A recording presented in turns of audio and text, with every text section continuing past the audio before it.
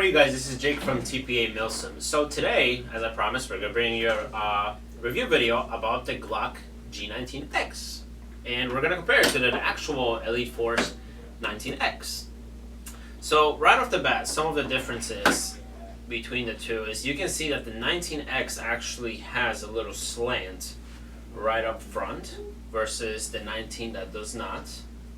The actually lower of the 19X is the 17 versus the slide being the 19. As well, you can see that there's no grips on the 19X versus the 19 that does.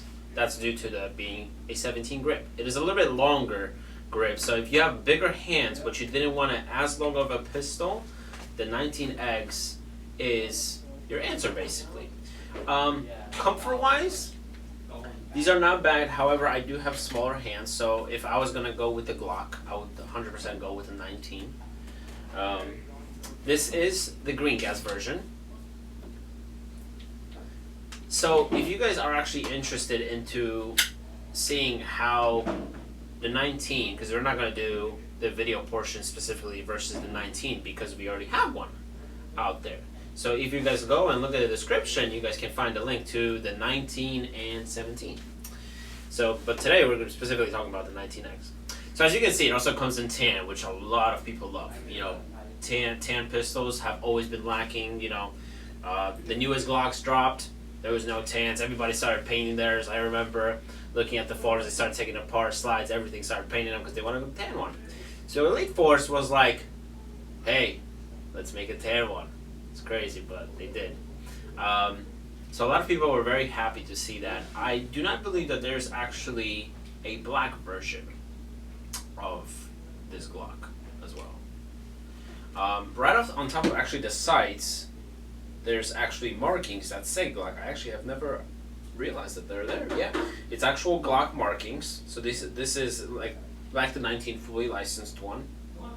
I have yet to play with it, so I really can't tell you, how, good it is. But if I was gonna go with a pistol, also if anybody who know me, I don't really run a pistol.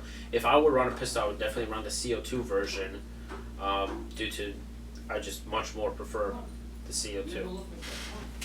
But as I said, if this is exactly the same thing as this, which we will find out soon on an FPS test and a little field test, then there's not really much to talk about versus the fact that it just looks different. It's a Glock 17 bottom with a 19 slide on it, so if you have bigger hands but you want a shorter pistol, you can rock this, and being tan.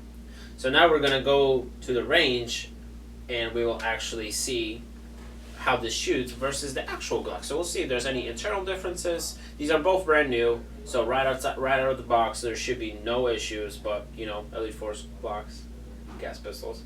So there should be no so the experiment or the comparison should be pretty accurate versus the two. Being right outside of the box, never fired, never used, never abused, never fielded. So we'll see how they do if they actually did change anything, Brandon, in the 19X. So when we actually pop the slides off, I'm actually going to lay these on the side, we can see that there is some significant changes. Right off the bat, I can see that they Loctited this screw in, and there's actually a second hole for a screw versus the black one. I'm not really sure what that is for. The slide is a little bit different because this is the 17 slide on the bottom, so the design is a little bit different. The hop-up, so this is the hop-up right here on the 19 versus the hop-up of the 19X. It is a rotary one, so they definitely improved upon that. The spring, the recoil spring, is actually a little bit bigger, so they actually have two springs now internally right in here. And actually when I was taking it apart, I could actually feel that it's significantly harder versus the one that's mostly compressed at all times of the 19. I believe that the two spring one doesn't compress the spring as far, so it doesn't wear out the spring as fast. I know some people sometimes have problems with their pistols where the spring wears down. There's just not enough force to pull it back, and then it causes issues. So they actually improved upon that. The barrels are the same. Seems like there should be no changes in that. Just standard brass barrel. You can actually see the barrel right in that hole if it's possible. Versus the 19, you can see the little brass right in here. That's the actual inner barrel. So definitely going with the 2-spring setup for the recoil definitely helps the design. The rotary hop-up definitely is, it's not going to be an AEG where you can just pop it open. I mean, you could pop it open right in the middle of the field, but this is definitely easier to keep track of. However, the only thing I'm really worried about is when this spring pops back and hits this, if it does, it might throw the hop-up a little bit off versus how the hop-up is set up right here, where it's just front and back. But that's really, after a wear and tear of the gun that we don't really have any experience with.